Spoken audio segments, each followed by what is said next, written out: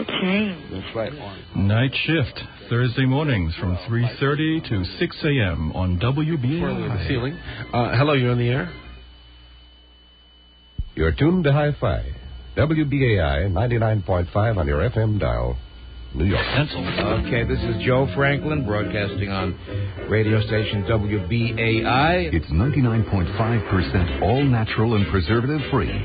WBAI FM in New York. I love this radio station. And it's 2 o'clock in the morning where I'm standing in Amsterdam, 8 o'clock in the evening in New York City, where you're probably listening. Time for Off the Hook.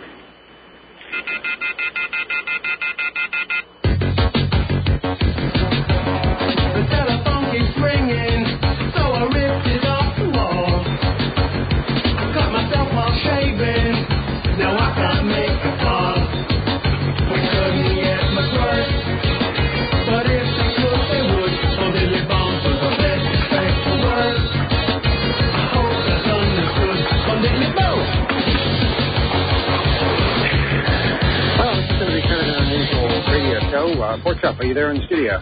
Yes, I am. Okay, I learned from last week. I can't hear the theme, but I believe there's a theme there. Yeah, you hit it right on the right nose, right in the right place. Because I have it memorized. I've been doing this for many years. So I have the theme playing in my head, but I can't hear it in my ears because apparently the mechanism we use to play the theme doesn't actually go overseas. Or something like that. Something like that, perhaps. But I'm wandering around the streets of Amsterdam, which is in Holland, the Netherlands, and it's 2 o'clock in the morning here. There's a lot of people out. We're still kind of recovering over New Year's, as I'm sure people in New York are as well. And we're going to try to do a couple of things tonight as far as linking people together. First, we're going to try to hook up with Bernie S. Over there in the Republic of Philadelphia. So... hopefully, Philadelphia, huh? Yeah, we can call him up and hear the sound of him answering the phone, and then we can bring in some other people as well. What's new from your end of the woods over there? My end of the woods, huh? Not all that much actually. It was a quiet New Year's, which almost surprised me. But the ball dropped, and here we are, 2002. Yeah. Well, you know, the last couple of years I spent in Times Square, and I have to say, being in Amsterdam this year, it blew Times Square away. It really did. And that sounds like Bernie S.'s phone. Sounds like Bernie S.'s phone to me. Philadelphia locking. Bernie? Hello? Bernie? Is that you, Bernie? Who? I don't think that's Bernie. You're not Bernie, are you? No, I'm sorry. Okay, no, we're sorry. We'll redial. That was rather odd. Yeah, maybe your handwriting is particularly bad or something, and our engineer didn't dial the right number or something. Yes. So we just reached a total stranger someplace. Yeah. All right, hang on. Let me rewrite this number. Okay. There it is. Well, we just have our new visitor into the studio. Okay. Hello, over there. This is all coming to you live over the radio. Yeah. You would never know. All right. It's fun to play with the phone system live on the radio, too, because people can see how things work and how they don't work sometimes. But hopefully the next sound we hear will be Bernie S.'s phone. It did sound like Bernie S.'s phone, but I was wrong. Yeah, all right. Well, we know what the problem was. Okay. My handwriting. Okay, yeah, that's always been a problem. Yeah, ever since grade school. Yeah. I'm about to launch into what Amsterdam was like during New Year's, but I know Bernie S. is going to join us as soon as I start, so I'm going to wait for the phone to actually ring, and that way we'll be able to start fresh. Yeah, so I do have this report that Dmitry is back in Russia. That's good. As of a couple of days ago. I was just told that before the show. Apparently he wasn't there beforehand, so that's good news. So he was released, he just hadn't actually boarded the plane yet. I'm not sure exactly what he had left to do here, but from what I am told, he is actually back in Russia now. And that is very good news. Of course, the trial will be coming up next year, or this year actually. It's now 2002, so the trial will be coming up. All right. So is there trouble reaching Bernie? Are you getting a ring? There appears to be. Okay, here's a ring. Here's a ring. There we are. I'm sure Bernie's listening to this on the net right now. Laughing at her incompetence. Hi. Sorry I can't take your call now. Okay, that's just great. Well, we're the victim of Sprint TCS one more time. Let's try to reach the other person. The other person is our mystery guest. All right. Trying to try and reach that person. Boy, this is really turning out well, isn't it? Yeah, this is almost like last time. Well, I'm pacing the streets of Amsterdam, and actually I'm going to be attempting to get Euros live on the air. And it's a very dangerous thing, especially at 2 o'clock in the morning, but I am going to try to do it. So you've actually seen them now? I've seen them, I've held them, I've fondled them, and they're pretty cool. They really are pretty cool. Many different kinds of coins, many different kinds of actual paper money, and it's been a very interesting day. I imagine throughout Europe, but certainly here in Amsterdam, where I try to get used to this. So were you able to write "This is money" on a piece of paper and hand it to someone? I guess that didn't work. That didn't work out as I thought it would. I thought it would be a lot easier to fool people into thinking that something was a euro when it wasn't. But apparently they had distributed pictures of what they would look like, so that didn't really work out all that well. Didn't fly. Yeah, but no, it actually went pretty smoothly. I saw lots of people looking confused, but they seem to have gotten the hang of it rather quickly. Well, I don't think I could work in the States. I really don't think that would happen quite as easily. We seem to be having problems contacting absolutely anyone outside the studio. Isn't that nice? I'm here. Oh, there's someone there. Rob is here. Rob from Amsterdam. Hello there.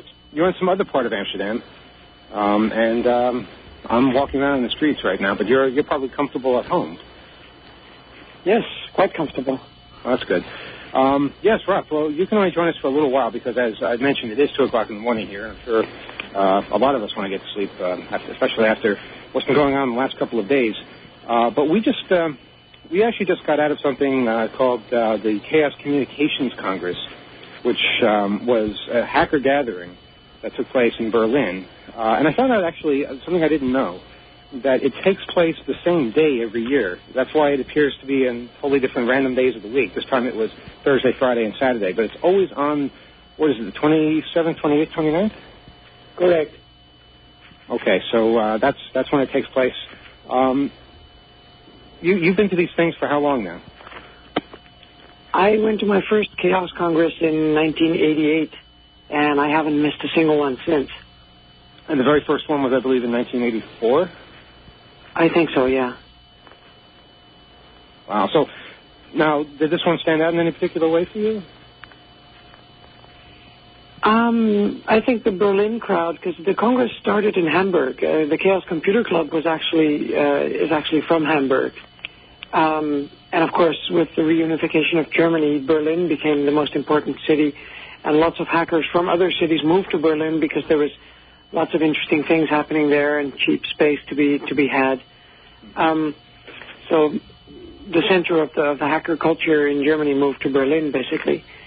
And it took them a few years to get the hang of it, to really do it well. And the venue that they have now, the Haus am Königlichen Park, is nice and big. They've had that for, I think, 3 years now. Now, I should point out that's the former headquarters for something that the Communist Party was doing in East Germany. What exactly was it? I'm not precisely sure, but I think Haus am Königlichen Park was used for international gatherings of youth organizations that had something to do with agriculture. Mm-hmm. So they sat in on really boring meetings where optimistic statistics were presented about how agriculture had met its 5-year objectives, and basically applauded a lot. And you can tell by the way the room is put together and the building is structured that that's exactly what it was for boring meetings and predictable statistics and things like that. But it's certainly a different picture now when a bunch of computer hackers take it over for almost a week and present all kinds of interesting panels and discussions in different languages, too. Films. I saw a great film there. Great film that I'd like to show at H2K2 coming up in July. I believe it was called Codes, that aired on European television. That's the other thing, that they can actually air these things on European television. Like the idea that we could air Freedom Downtime on American television is something that I don't think we'll ever be able to do. But here in Europe, such things are possible. I'm not quite sure why, but they just seem to be. A lot of the impossible seems to happen, not only at hacker conferences, but just in general. One of the things that particularly impressed me at the Chaos Congress was the takeover of an entire building by the CCC, the Chaos Communications Club. Rob, could you describe sort of what that's all about? How did they do that? What are they doing with this building? You mean the Haus des Lehrers on Alexanderplatz? Yes. They have created an installation which is called Blinken Lights, and basically picture a really large building that is completely central in this town. It's on the most central spot of Berlin, at Alexanderplatz, and it's a huge building which used to be of the teaching union or the teaching organization. This building is 19 windows wide and 9 windows high, and they put a light behind each of these windows, painted the windows white from the inside, because the building is going to be demolished. Paint the windows white from the inside, and then have all the lights individually controllable by a computer. So they can scroll text on it or play animations on it. Now, imagine going down a main thoroughfare in a city and seeing a game of Pong on a skyscraper. That's exactly the kind of thing that you see on this building. And, well, they've written all sorts of cool stuff for it, Pong and Breakout, and you can submit your text over SMS and have it played. Of course, there's a human screening the text, but you can have your text on the building if you type your code, so you can have like a love message of sorts, and then have it played when you and your girlfriend or boyfriend sit watching this building. So there's all sorts of interesting things they've done. But yeah, they basically display a 0190 number, equivalent of a 900 number, and the first 2 people that call get to control the left and right bat of a Pong game, and as soon as one of them hangs up, the number displays again. And people can be playing Pong from 6 kilometers distance. A long-distance game of Pong. That's interesting. And it's not run by some kind of weird corporate entity, but it's run by this fairly loose club of computer hackers. So there's actually some interesting text scrolling by. It's an interesting experiment with sort of interesting political texts and strangeness that you wouldn't normally expect on such a building. Now, if you're familiar with Berlin, Alexanderplatz is the former center of East Berlin, huge square where thousands and thousands of people can pass through at any one particular moment. So this building is not in some hidden part of the city. We were out at a restaurant right before the Congress began, and the building was in the background. It was impossible not to concentrate on what was going on. You saw all kinds of things. At one point, simply the number 42 just stayed on the building for about 30 seconds. Another point, there was, you can do all kinds of interesting things with ASCII graphics. At one point, they imitated a fly buzzing around the entire building, and eventually there was a big fly swatter, and the fly got really big. Imagine this building went live pretty much the day before the September 11th events. Imagine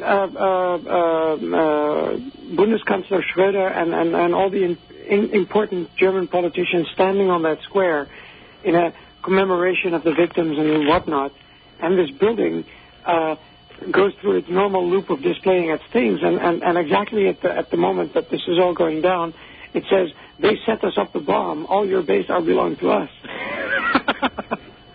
Oh boy, that could backfire, I suppose. I realize that, but it's funny. It's just funny because you realize that you're not used to space that central and that wanted to be controlled for completely non-commercial interests. Yeah, and it's something, I don't want to spend the entire show saying that this could never happen in America, but this is yet another example of something that could not happen in America. I don't know why. I don't know what the big threat is to have a non-commercial interest take over a building in this way. I'm not quite sure how we would do something like that in the States, but it sure does add to the spirit of this free expression and overall, I don't know, it just seems to make life a lot more pleasant to see things like that. You see humor in the strangest places, and people just seem so much more relaxed and not living in fear, which I think is the way people should be living, is not in fear and dealing with day-to-day life in that way. I just think you have a very strong inner European. Mm-hmm. Yeah. Well, that may be true.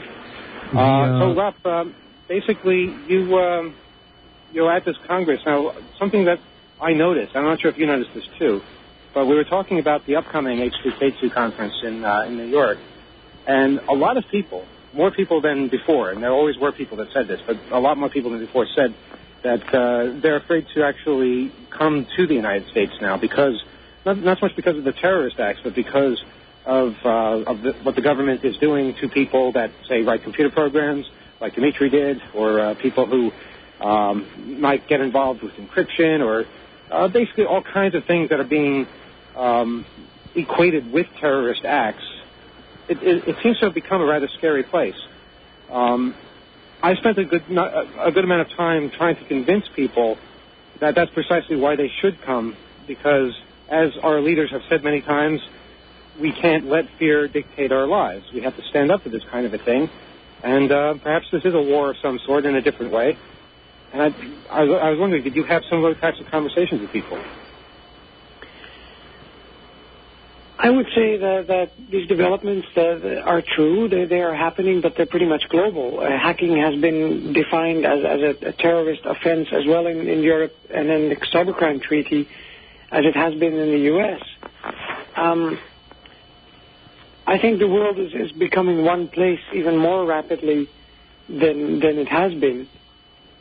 So pretending that this is a U.S.-only thing or that you might get arrested if you go to the U.S., I think not doing anything and just sitting there and hoping this will pass is in the long run, the best way to make sure that they win.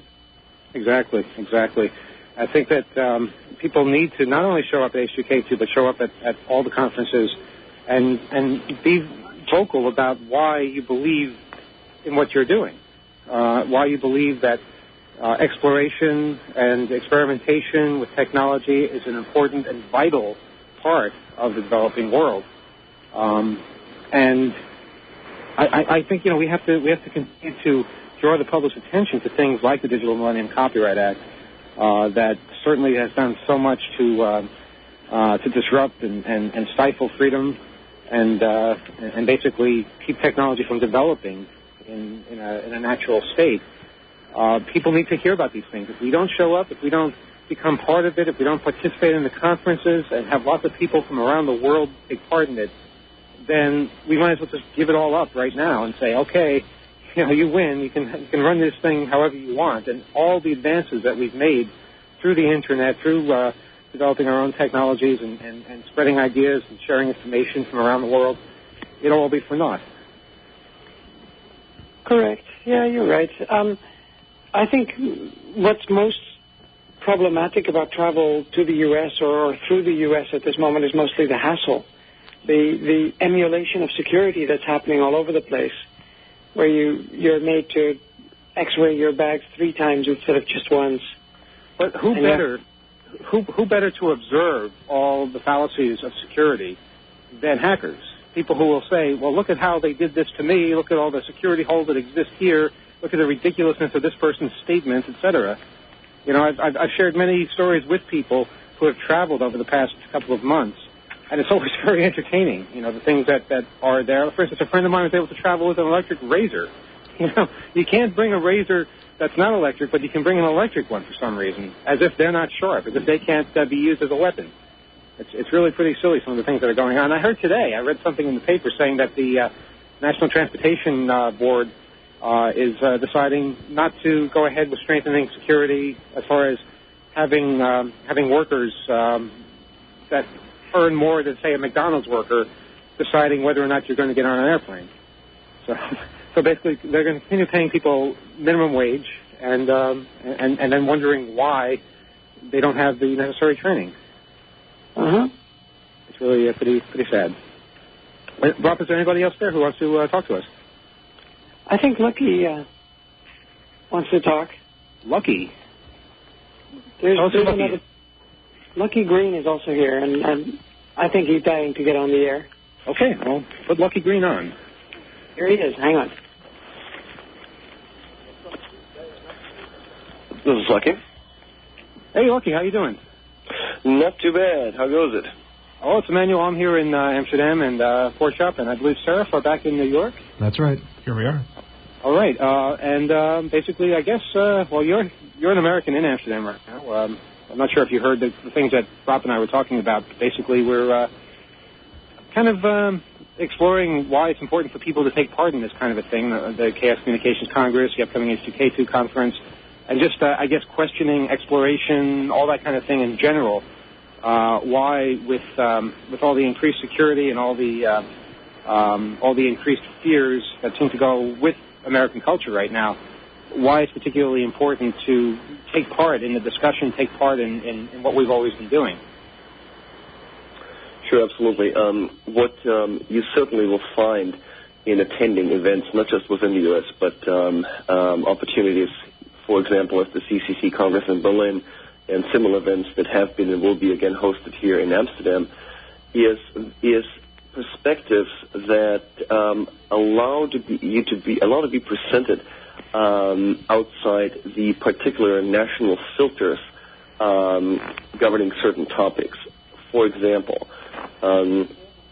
now, of course, with the terrorism hype in the U.S., certain topics that are considered to be potentially of interest to terrorists, such as secure communications, will be discussed less, perhaps, in the popular media and even in some trade press.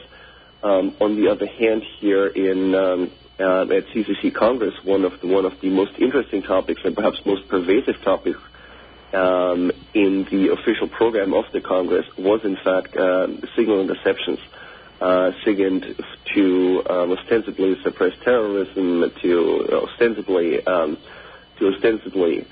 suppress crime, but that even in the words of the implementers of, for example, digital telephony interception systems, it's become quite clear, just looking at Marvel's presentation, by the way, on the specifications of telephone interception services that are being mandated by ETSI, the European Association of Telephony Providers and Telephony Equipment Manufacturers.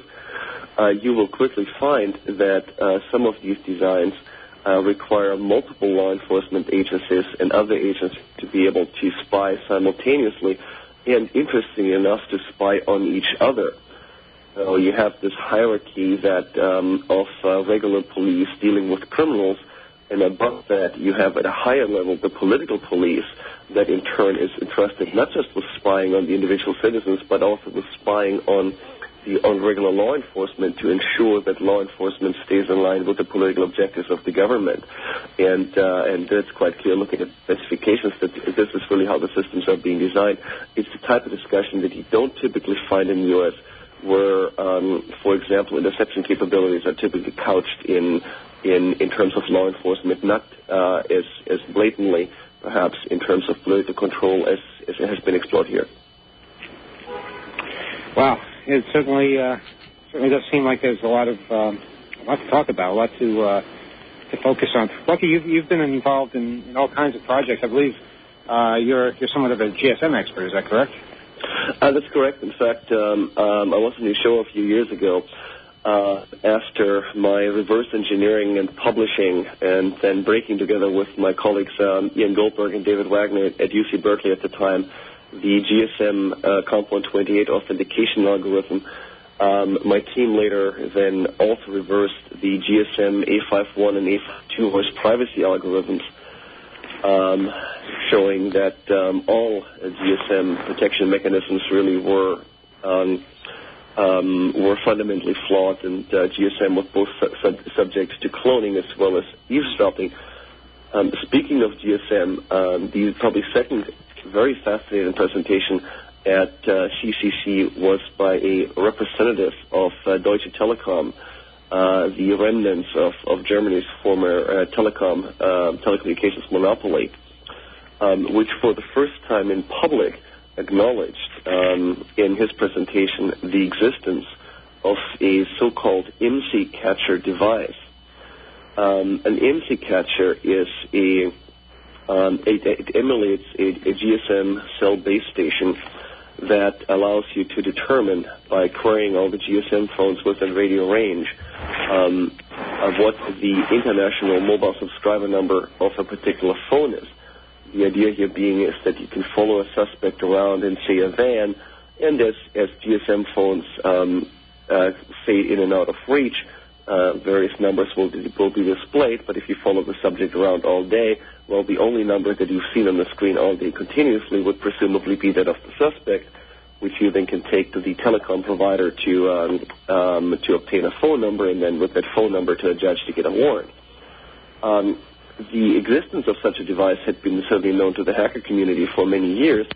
It had long been rumored that Roth and Schwarz in Germany, it's a fairly well-known instrumentation provider, high-end electronic instruments, was in fact manufacturing such a device, but this is the first time that fact was acknowledged. Even pictures of the device were included in the presentation. Interestingly enough, the device, which certainly to me was not known before, not only sells for 300,000 Deutschmarks a pop, which is certainly fairly substantial, but the device comes in two versions. One, it's a device that purely logs the mobile subscriber identification of a phone, but in a second, perhaps more ominous version, which supposedly is only available for export, meaning it can't be used in Germany, but certainly could be exported to other countries, such as the U.S., emulates a base station to permit those so interested to intercept, at the very least, outgoing GSM calls. It's somewhat fascinating that here we had the former telecommunication monopoly provider and still one of the largest GSM providers in Germany actually speaking out against the device. This is one of those cases where perhaps the anti-corporate interests and the hacking interests and some of the largest corporations may have some common objectives. Now, ours tend to be more on the political side and on the civil liberties side, but here we have telecom speaking out against the device because, as it so happens, the IMSI catcher blasts at a solid 25 watts output, disrupting regular GSM communications across several cells, which of course causes problems with quality of service, upset customers, and so forth. So this is motivating telecom to speak out against the device and seek its use to be prohibited in Germany. We probably should look at similar opportunities where the interests of the multinationals and the larger nationals and our interests align and explore those to perhaps make the interests of the interceptors a bit more difficult to realize. Well, okay, I think you've proven quite admirably that there is so much of interest to explore here, and I certainly hope to see you in New York, expanding on some of these theories and revelations at future conferences, and hopefully we can do this again in Berlin and Amsterdam and all over the world, and get a lot more people involved and excited about this. Certainly, I'm looking forward to that, and I share your enthusiasm in trying to link and combine the various, at times perhaps localized scenes in New York, the West Coast, Amsterdam, Berlin, and even in Eastern Europe. Okay, Lucky Green, thanks so much for talking to us, and say goodnight to Rob for us as well. Will do. And we'll speak to you again soon. Thank you, man. Okay. Lucky Green speaking to us from Amsterdam, where I'm currently standing as well, in a different part of Amsterdam. Shall we try to get Bernie S. one more time? Yeah, let's try to do that once more. All right, let's give it one more shot. I think Bernie's in Philadelphia, and unfortunately, phone coverage in the States, especially with Sprint PCS, isn't as good as here. I was, as you know, Pork Chop, I've been riding around on trains a lot, and whenever I'm on a train, I seem to be able to talk to people nonstop. on cell phones. Even going through mountains and forest and things like that in the middle of nowhere, not a problem. But walking around a city like Philadelphia, I guess you can lose the signal occasionally. Pretty sad. Yep. All right, it does sound like Bernie's ring again. Hi. Sorry, I can't take it. And that sounds like Bernie's voice. Oh, well, we tried. It's interesting. I'm standing on the street, and I found a clock that actually says 8:30. Really? Yeah, it's really 2:30 here, but this clock is off by 6 hours somehow, and I guess it's a New York clock. I'm sorry? Is it a bank? No, it's a street clock. Really? Something else we don't have in the States, just clocks in the street. And unfortunately, it's showing the wrong time, but it's exactly 6 hours off. So I know what time it is in New York. I no longer have to do that mathematical calculation. So since Serapha has joined us, Seraph, do you have anything that you brought into the studio to share with us? Well, I don't have it physically with me, but it's certainly in my head, and our spit it out, man. Spit it out. Our conversation just now reminded me of it because it's about telecoms manufacturers and interception and things like that. Mm-hmm. Fox News wrote a story that was on their website a couple of weeks ago, and it was in 4 parts, and it was about Israel and 2 companies. One is called Amdocs. The other one is called Comverse, not Converse like the sneaker, but with an M. And these are companies that are based in Israel and that are part of the American telecommunications system. And Amdocs is a company that does billing for most of the major residential and business providers. And pretty much every time you make a phone call, according to this Fox report, your number that you've dialed is registered in an Amdocs database somewhere. And the other company called Comverse became somewhat successful because of TELIA, the Communications Assistant to Law Enforcement Act, which of course is the act that forces telecommunications providers to effectively install interception systems, whether or not there's interception presently going on, so that law enforcement can walk in the door of your local phone company and plug in their little interception machine and not have to worry about splicing wires or worrying about setting up infrastructure. It's just right there. It's a little law enforcement jack for them to plug into. And it turns out that the company contracted by all of the Baby Bells or RBox or whatever you want to call them now is this Israeli company called Comverse. And what the report focused on were allegations that these companies are using their leverage in the American telecommunications system to get intelligence for Israel. And according to this, the NSA had briefed both the FBI and the CIA on the potential risks of these databases. And the report could have been ignored as Israel bashing or as mere speculation or things like that. But what made it a little exceptional was that the report was only up for a few days before Fox pulled it down with no explanation. So I decided to do a little bit more digging, and it does turn out that none of the investigations into either of these companies have been fruitful. But it's also apparently true that there has really been no technical analysis of these CALIA computers that are installed all over the place as to whether or not they might have backdoors or things like that in them.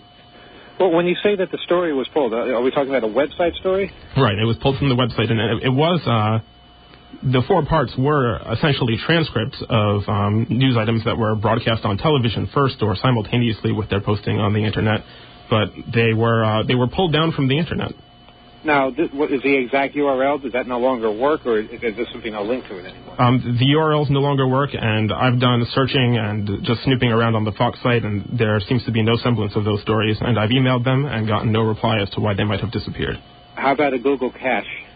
Well, I mean, I had it in my personal cache, so I just went back there, and John Young from cryptome.org has also been nice enough to put a transcript of it up online on his site. Yeah, he gets a hold of everything, so that's definitely good. Well, that just goes to show that you can't put out stories and then retract them without somebody noticing. But good work there. Sounds fascinating, and we'll certainly keep following up on that one. Mm-hmm. Part of the sad thing about this whole situation is that whether or not it's true, the root cause here is really that it's isn't that it's a foreign a foreign organization doing these or this or that, but that it's a closed system. And, of course, hackers have become notorious for being proponents of the whole open source movement. And, of course, if this system were open source, or if it were developed in an open manner with real discussion going on, there wouldn't be any question. You wouldn't have to perform analysis later. Everyone would be able to see right on the surface whether or not it was something compromised or not, and it would be more difficult to compromise it in the first place. True.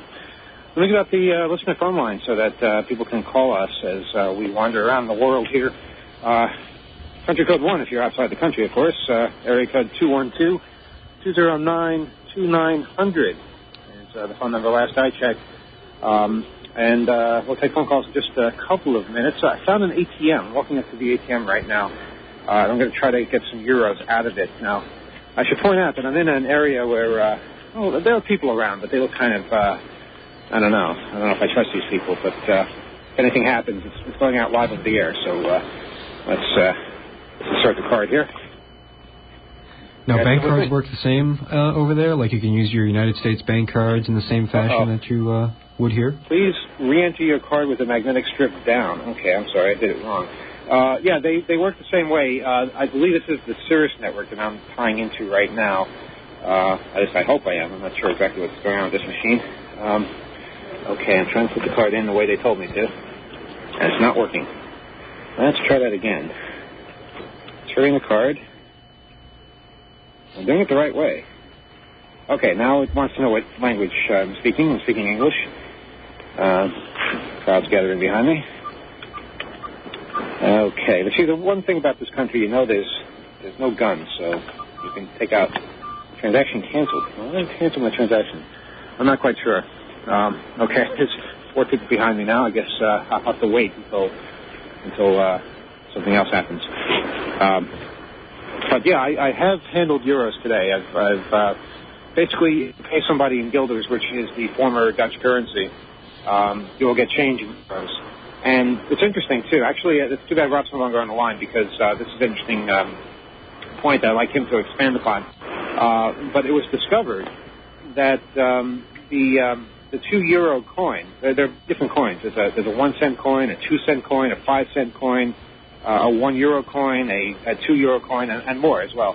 But the 2 euro coin is an exact duplicate of a coin in Thailand, which is actually worth only 25 euro cents. So basically, 8 of these coins equals the coin that it's a duplicate of here in Europe. I'm not sure what the coin is called, but there's a bit of a scandal going on because apparently people didn't do their homework, and there's the potential for massive fraud now as a result of this. So that's just one of the things that I guess is a risk when you introduce a new currency throughout multiple nations. But it's been fascinating just watching people's reaction to this, because every time you go up to somebody and pay for something, there's always this pause as they try to figure out exactly what. Okay, I've got guilders. I have to convert that to euros. These are euros. They're worth how much? And, it's funny. Everyone's trying really hard. You can tell that everyone's just trying to get it right. But they're very patient. I think it's going to work out. And I've heard that even in England, where the euro is not being used, that 70% of businesses will be accepting them. So it's a very interesting thing. There are a lot of counterfeiting measures being put into these new notes. And I saw a report on television here that said that the United States dollar is looking really bad compared to this as far as counterfeiting measures. And even though we've just reintroduced all the bills, put what they call the big head president bills on there, we're probably going to seriously look at redesigning them all over again because it's just not enough. I've constantly wondered about whether or not we'll actually get electronic currency and whether or not that'll be uncounterfeitable or whatnot. But it just seems that constantly encryption and all of its value is just constantly being degraded. So it doesn't seem to me like we'll ever be able to switch over to an electronic currency.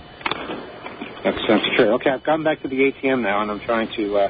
There's no crowd behind me, although it just rejected my card again for a second time. I think I see how this works. You put the card in once, it rejects it. You put it in a second time, and it doesn't. Some kind of weird security measure here. Mm-hmm. No, it rejected it a second time. Okay, I'm not quite sure what's going on here. I don't think it likes to look the way you mean it. I don't think it looked... All right, I'm just not going to say it. My mouth doesn't want to. All right. Okay, I put the card in a third time, and this time it seems to be working. Yes, it's asking for the language.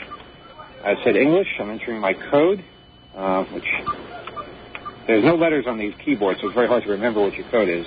Okay. Press the green button. Okay, I'm going to, what should I get? Should I get 20 euros, 50 euros, 200 euros, 250 euros, or another amount?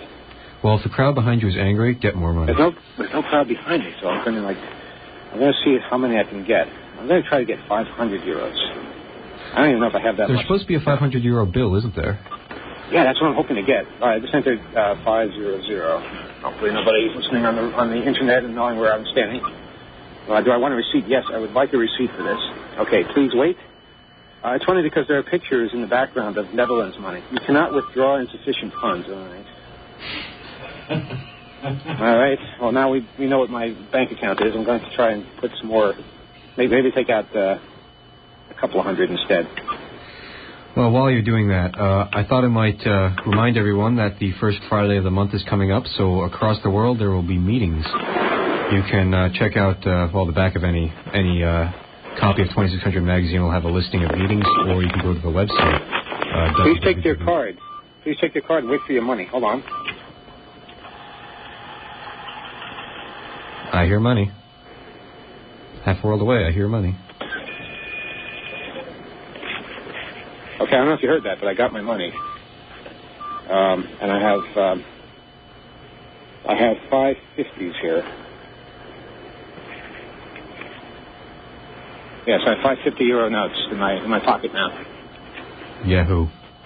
Well, it might not seem like much of a thrill to you, but I guarantee you, when I come back to the States and start handing these things out, they'll be pretty popular because these things they look very nice. They really do. You think they're going to? Well, right now you can go pretty much anywhere in the world with $1, right? You can pay in dollars, in any large or any airport, basically anywhere, in any other large stores, as I've noticed in all of Europe. But do you think the euro's going to sort of kick the dollar out as far as that goes? I don't think it's going to kick it out, but I do think it's going to rival it. I think it's going to be something that will be acceptable in many, many places. Basically, I don't think people in America understand just the monumental undertaking that was in place here to replace the currency of so many countries on the same date at the same time with one matching currency. Just the mathematical figuring out that had to go into that in the first place, but also just some logistical things, being able to get everybody to agree to do this at the same time and have it work smoothly. And so far, it seems to have worked very smoothly. I don't see any real problems. It seems to have been planned out really well. No shortages. We'll see, though. It's only the first day, and it was a holiday, so there could be all kinds of complications. All right. Well, shall we go to the phones? Yeah, let's go to the phones. Let's see who's out there. All right. Is this our first listener phone call? Good evening. You're on the air. Hello there. That's a dial tone. Yeah, it's a friendly dial tone. Try another one. Hello, you're on the air. Yeah, I'd like to know... yes. No, you see, that voice is not allowed on our airways. Yeah, it doesn't work out. Remove that voice from our airways. Yeah, well, we'll try another one. Okay. Okay, say something stupid. Hello? Go ahead. Yeah. Well, we don't have to take phone calls. No, we don't. Some kind of wild animal. Yeah. 212-209-200. Good evening, you're on the air. No, there's no one here. Well, if you want to call in... If you don't have too much New Year's fever. Yeah, let's try this once more. Okay. And button turns red, and hello. Yes, you can... Yeah. Okay, fine. No phone calls then. It's that hyena. Maybe people need to dial a little bit more aggressively so that morons don't get in instead. Mm-hmm. But in any event, I seem to have wandered into the red light district. I don't know quite how I did that. But, yeah, sure you don't. No, what happened a lot faster. I was standing in front of an ATM, and now all of a sudden I'm here, and I didn't know it was right next door like that. But maybe this would be a good opportunity to describe what it was like yesterday, because it certainly was. I mentioned that I'd been in Times Square the last 2 years. In fact, we talked about this on the radio. And this year was completely different because, obviously, Amsterdam is a smaller city, and it's not in the United States. First time I've ever been outside the United States for New Year's. Basically, there was no real one organized event of, a countdown or a ball dropping or something like that. It was just a lot of people gathered in various squares, various parts of the city, and fireworks everywhere. Not coming from any particular one place, just coming from everywhere. I don't know if you ever saw Chinese New Year in New York City before Giuliani banned all the fireworks. It was something like that, except much, much bigger. Basically, walking down the streets, there'd be explosions going on all around you. And the thing that I can't seem to resolve is how nobody seems to really be worried about this. About the fact that things are exploding all around them, about all this noise, all this firecracker, fireworks everywhere. I was terrified. I don't think I've ever been more scared in my life, but nobody else was. Everybody else was just kind of, calmly being part of, standing in the middle of all these explosions going on at the same time. And I just think that might be something that is ingrained in our culture, where we're always worried and afraid, and maybe rightfully so. I'm still not entirely convinced that wasn't an extremely dangerous situation, but people seem to get through it just fine, and there don't seem to be any real problems. So there could be. No, thank you. I don't need any cocaine. Thank you. Sorry. Okay. Yeah. So that's pretty much where I stood. It was an eye-opener for me. Frightening, very loud, very noisy, but very festive at the same time. And I just came away from it feeling that, maybe we shouldn't be so worried and concerned all the time about everything. There are some things to be worried and concerned about, but for the most part, people take care of themselves. People are mature enough to not be stupid, to not be destructive, to be trusted. I saw 4 cops last night, 4 policemen. That's it. In a crowd of tens of thousands of people, 4 policemen. Compare that to Times Square, where I think you would see mostly policemen. That's not right, yeah. And the mood is just so completely different. It's like you're under occupation. And I think, if you start living like that, you've lost. You've lost something amazing. You've lost freedom. And this freedom is something that they have here. I've seen it in Berlin. I've seen it in Amsterdam.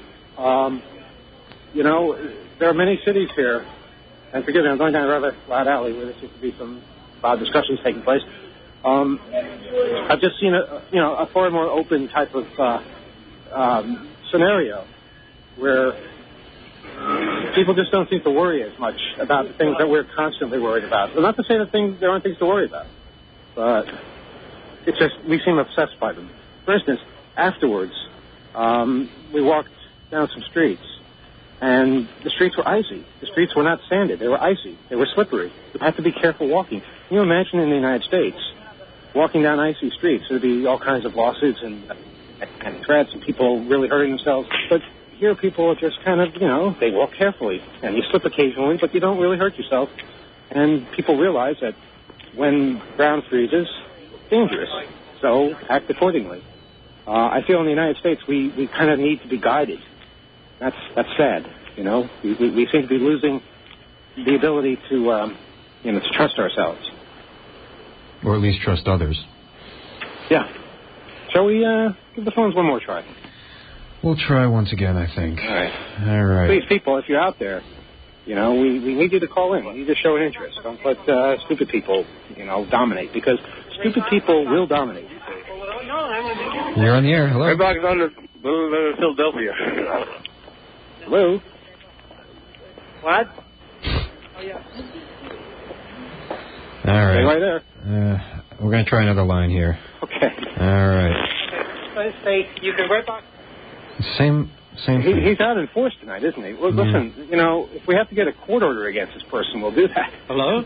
Hello, you're on the air. Yes, I want to thank you for a wonderful New Year's program. Just the best. Really enjoying this, the guy talking from Europe. Oh, good. Fabulous. You're listening to BAI. That's great. Oh, yeah. I've lived in Europe, and I live here now, and I agree with you totally that we're losing a lot of our freedoms, and it's so much nicer over there when it comes to just being able to do what you want. Where have you lived in Europe? Amsterdam, London. You see, the thing is, we say a lot, and we're guilty of this ourselves, that our freedoms are being taken away from us. Mm-hmm. But in many ways, we're just letting them be taken away. We're asking them to be taken away. Exactly. And, you know, we're basically like crying out, someone take care of us, someone keep us safe. And people, you know, most Americans don't realize that in Europe, they're living that way. They're living a way that's so much better than, but you know, most Americans don't travel. And they just think, well, it has to be this way. It doesn't have to be this way. This is horrible, especially New York. Just horrible. Yeah, and New York actually is, I think, one of the shining beacons, actually, of the United States, as far as just having, you know, the courage and the individuality to keep moving forward. But I think we need to expand on that. I think people need to conquer their fear of traveling, conquer the cultural divide that always seems to be separating us from the rest of the world, and just see, you know, what the rest of the world is like. And, yeah, there are things that we're better at in the States. There are things that are better here, and we compare. And we share information, kind of what the hackers have been doing for a number of years, share information, trade tactics and abilities and all kinds of things. Just learn. And I want to thank you guys. This is the best program I heard on the radio all day. I listen to you regularly, but this is just so upbeat for New Year's. I love it. Well, thanks. Thanks so much. And well, I thank you guys. I mean, you put on, you know, I've heard Grandpa Al and all these disparate group of people that say your program is one of their favorites.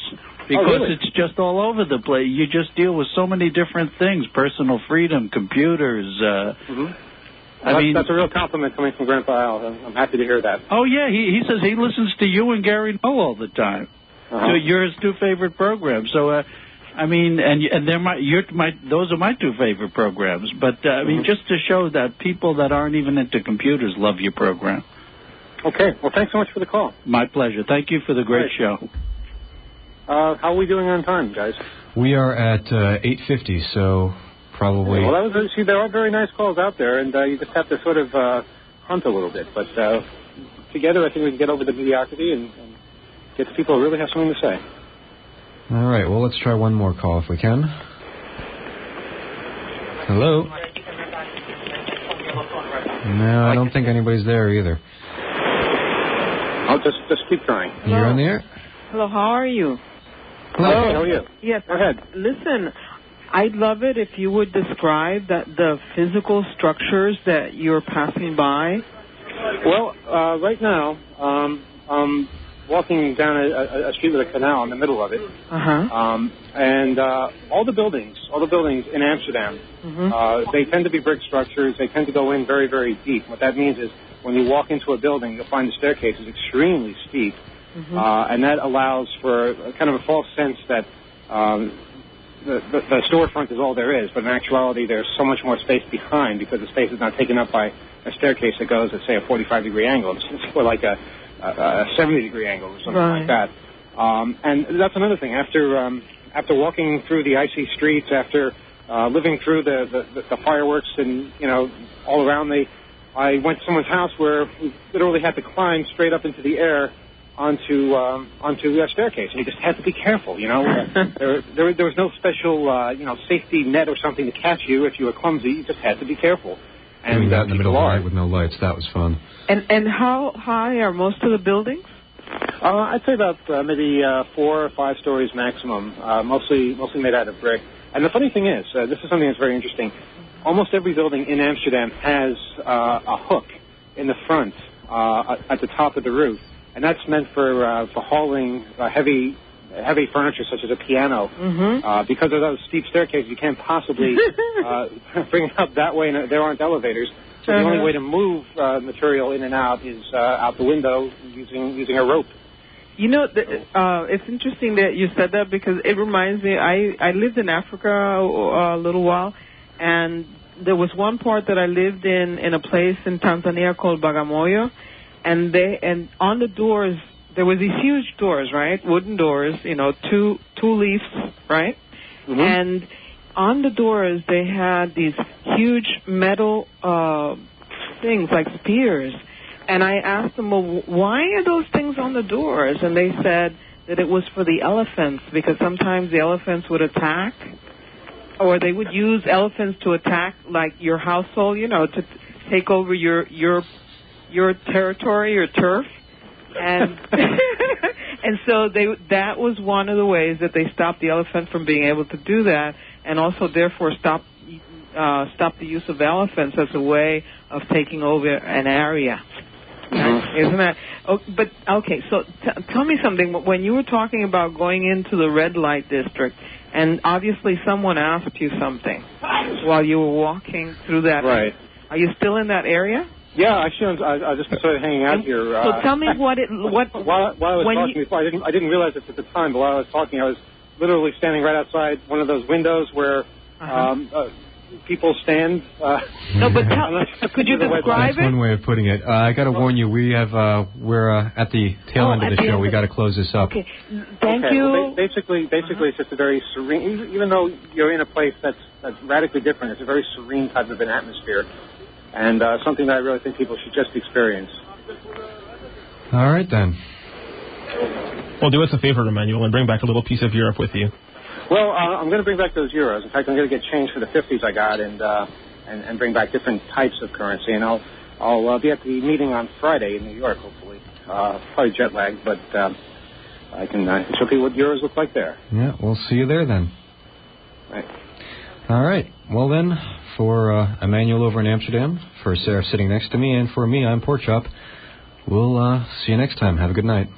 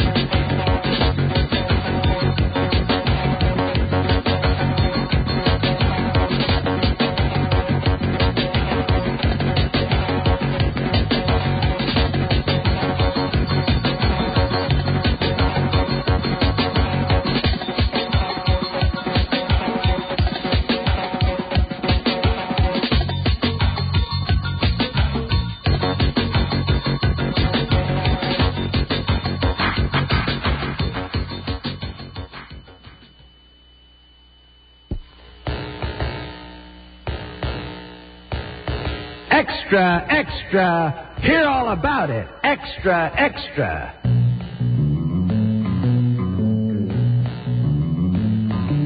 I'm Earl Caldwell, editor-in-chief of the Caldwell Chronicle, the newspaper of the air, right here on WBAI FM 99.5 every Friday, 3 to 5 p.m. The big story, feature stories, editorials, sports, investigative pieces, obits, and yes, personals with you. That's every Friday, 3 to 5 p.m. right here, WBAI 99.5 FM.